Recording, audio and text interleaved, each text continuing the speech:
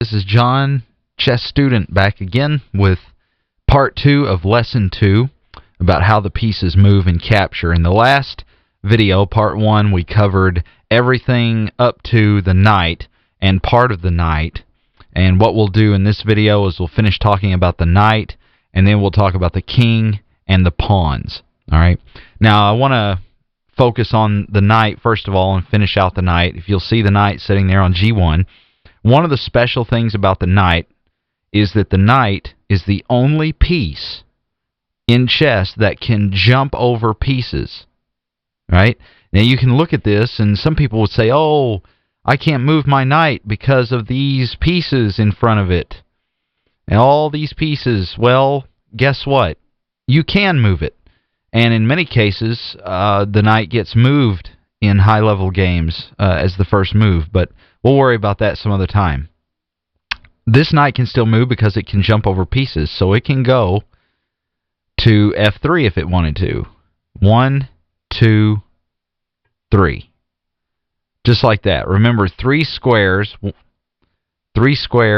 in an L shape. Okay? It could also move to H3 in the same fashion. 1, see it jumps over, 2, 3. Now, this is a bad move. Just remember that. You never want to make this move as your first move in a chess game. It's just bad. Where else could it move? Well, from this position, these are the only two squares the knight can move in this position. So that's something you'll want to remember. But the knight is the only one that can move over pieces. Okay? So that completes the knight. And you can go back to part 1 to review the other information about how the knight moves and captures if you need a refresher. Now let's look at the king. The king in this position cannot move anywhere because it is completely blocked in by all of these pawns, the bishop and the queen. Let me clear the board for 1 second. And we'll put a king, white king at E4. So the king moves 1 square in any direction.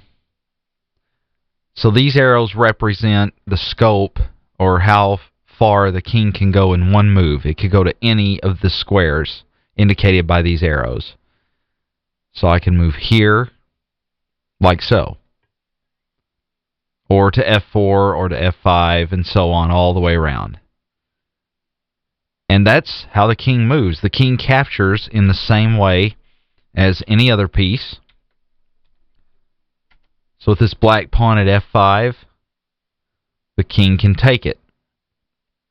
All he has to do is move to that square. Just like that. And it's that simple. That completes all of the pieces. Now, we've yet to talk about the pawns. So, let's put a full board up. And what I'm going to show you now, we're going to focus on the pawns, how the pawns move and capture. And we'll look at E2, the pawn directly in front of the king first. Pawns are very special because they have special properties. Let's talk about how they move first. The pawn, every pawn on the board, not just the pawn that I have highlighted, but every pawn on the board has a choice in the opening. On their first move, you can move a pawn 1 square forward, like that, or you can move it 2 squares forward, like that. Only on the first move of that pawn. Okay? So white might move here, black might move here, and this is a common thing that you'll see in chess, what we call an opening. It happens a lot. Can white still move this pawn on C2 if he wanted to? 2 squares? Sure he could. He could go to C4 if he wanted. Just like that. All right. Or he could choose to just go 1 square. And we could have chosen that on the first move as well, to just go to e3, like that. So on the first move only of each pawn, you have the choice of moving that pawn 1 square or 2 squares. Once you make the first move, even if you move it twice, from then on, you can only move 1 square at a time. You can't move, let's say I just moved this one out. You can't move it 2 more. You can only move it 1.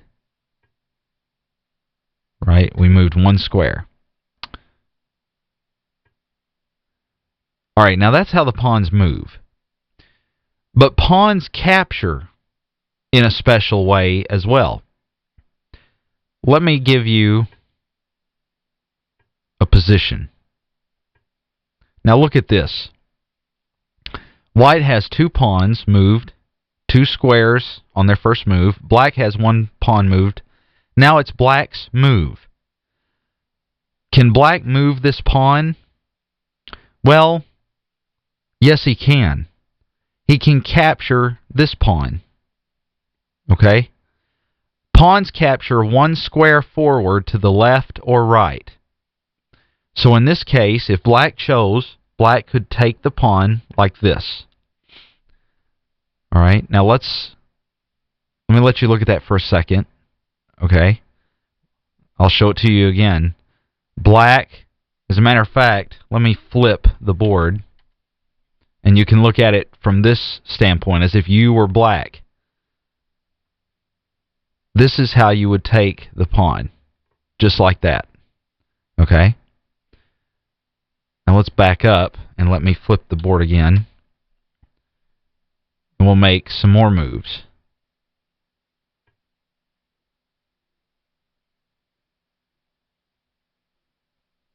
Move a knight and a pawn. Now, notice white can take this pawn in the same fashion. Alright, that is one way in which the pawn captures. And this is the same with all other pawns. Now, can black take this pawn? No. That is not possible. Not in this position. This pawn can only ever move forward 1 square at a time. Okay? Now, if this pawn moves here, then it's threatening the knight. So it doesn't just have to be a pawn. A pawn can take anything, any piece or any pawn, as long as it's being taken in this fashion. Okay? Now, let's consider another possibility. Let's say that I go here. Let's say black goes here. And let's say I move this pawn up again. Now, black has a choice here. Black can go here, in which case, if I wanted to, I could take this pawn. Remember how the pawns capture normally. Or, black could move 2. Well, what happens if black moves 2? That gives me another choice of how to move this pawn. It's called en passant, and I'm not pronouncing that right, it's French, but that's what it's normally called, or it means in passing. This pawn can take, the white pawn can take the black pawn, can capture it, but not by moving to the side, okay? This pawn goes here. On this move only, white has the choice of moving here. Watch what happens when I do this. This pawn disappeared. That is called taking or capturing in passing, en passant. It is only possible on the first move that occurs when this position occurs. And it's kind of hard to explain, but the player that's being taken must move their pawn 2 squares on their first move when a white pawn or the opposing pawn is 1 square over from it. Does that make sense? He moves here, I can take. Sorry about that. And so that's how the pawns move and capture. And I'm running out of time for this video, so we'll say more about the pawns in the next video. Until next time, until part 3 of Lesson 2, this is John, chess student, saying, see you next time.